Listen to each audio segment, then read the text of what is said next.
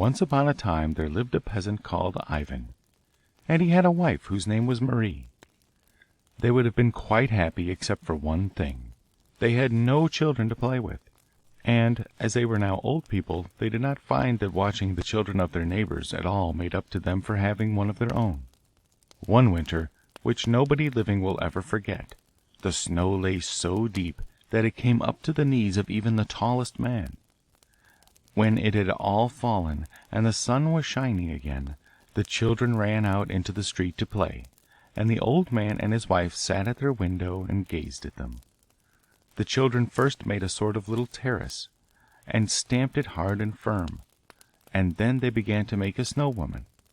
Ivan and Marie watched them, the while thinking about many things.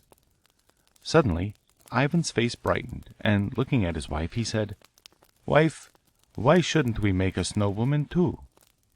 "Why not?" replied Marie, who happened to be in a very good temper.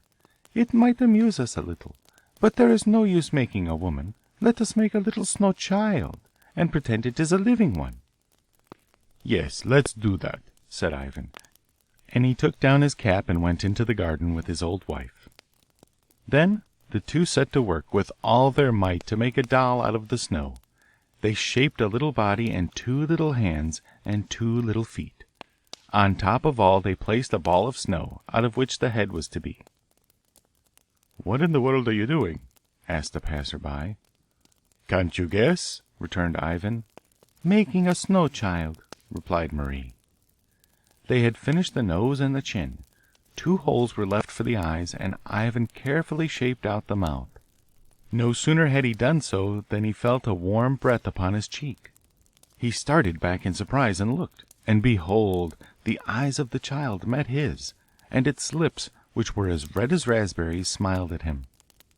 "What is it?" cried Ivan, crossing himself. "Am I mad, or is the thing bewitched?" The snow child bent its head as if it had been really alive. It moved its little arms and its little legs in the snow that lay about it just as the living children did theirs. "Ah, Ivan, Ivan!" exclaimed Marie, trembling with joy. "Heaven has sent us a child at last!" And she threw herself upon Snowflake, for that was the snow child's name, and covered her with kisses, and the loose snow fell away from Snowflake as an eggshell does from an egg, and it was a little girl whom Marie held in her arms. "Oh, my darling Snowflake!" cried the old woman, and led her into the cottage. And Snowflake grew fast. Each hour as well as each day made a difference, and every day she became more and more beautiful. The old couple hardly knew how to contain themselves for joy, and thought of nothing else. The cottage was always full of village children, for they amused Snowflake, and there was nothing in the world they would not have done to amuse her.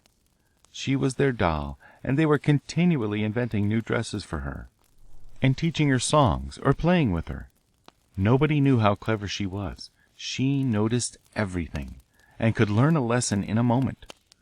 Anyone would have taken her for 13 at least, and besides all that, she was so good and obedient, and so pretty too. Her skin was as white as snow, and her eyes as blue as forget-me-nots, and her hair was long and golden. Only her cheeks had no colour in them, but were as fair as her forehead. So the winter went on, till at last the spring sun mounted higher in the heavens and began to warm the earth. The grass grew green in the fields, and high in the air the larks were heard singing. The village girls met and danced in the ring, singing, "Beautiful spring, how came you here? How came you here? Did you come on a plough, or was it a harrow?" Only Snowflake sat quite still by the window of the cottage. "What is the matter, dear child?" asked Marie. "Why are you so sad? Are you ill, or have they treated you unkindly?" "No," replied Snowflake, "it is nothing, mother. No one has hurt me. I am well." The spring sun had chased away the last snow from its hiding place under the hedges. The fields were full of flowers, nightingales sang in the trees, and all the world was gay. But the gayer grew the birds and the flowers the sadder became Snowflake. She hid herself from her playmates and curled herself up where the shadows were deepest, like a lily amongst its leaves. Her only pleasure was to lie amid the green willows near some sparkling stream. At the dawn and at twilight only she seemed happy. When a great storm broke, and the earth was white with hail, she became bright and joyous as the Snowflake of old. But when the clouds passed, and the hail melted beneath the sun, Snowflake would burst into tears and weep as a sister would weep over her brother. The spring passed, and it was the eve of St. John, or Midsummer Day. This was the greatest holiday of the year, when the young girls met in the woods to dance and play. They went to fetch Snowflake, and said to Marie, "Let her come and dance with us." But Marie was afraid.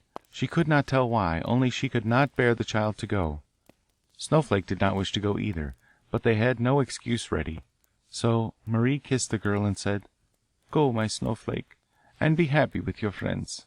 And you, dear children, be careful of her. You know she is the light of my eyes to me." "Oh, we will take care of her," cried the girls gaily, and they ran off to the woods. There they wore wreaths, gathered nosegays, and sang songs, some sad, some merry, and whatever they did Snowflake did too. When the sun set they lit a fire of dry grass, and placed themselves in a row, Snowflake being the last of all. "Now watch us," they said, "and run just as we do." And they all began to sing and to jump one after another across the fire. Suddenly, close behind them, they heard a sigh, then a groan. "Ah!" They turned hastily and looked at each other. There was nothing. They looked again. Where was Snowflake? "She has hidden herself for fun," they thought, and searched for her everywhere. "Snowflake! Snowflake!" But there was no answer. "Where can she be? Oh, she must have gone home." They returned to the village, but there was no Snowflake. For days after that they sought her high and low. They examined every bush and every hedge, but there was no Snowflake. And long after everyone else had given up hope, Ivan and Marie would wander through the woods crying, "Snowflake, my dove, come back, come back!" And sometimes they thought they heard a call, but it was never the voice of Snowflake. And what had become of her? Had a fierce wild beast seized her and dragged her into his lair in the forest? Had some bird carried her off across the wide blue sea? No, no beast had touched her, no bird had borne her away. With the first breath of flame that swept over her when she ran with her friends, Snowflake had melted away, and a little soft haze floating upwards was all that remained of her.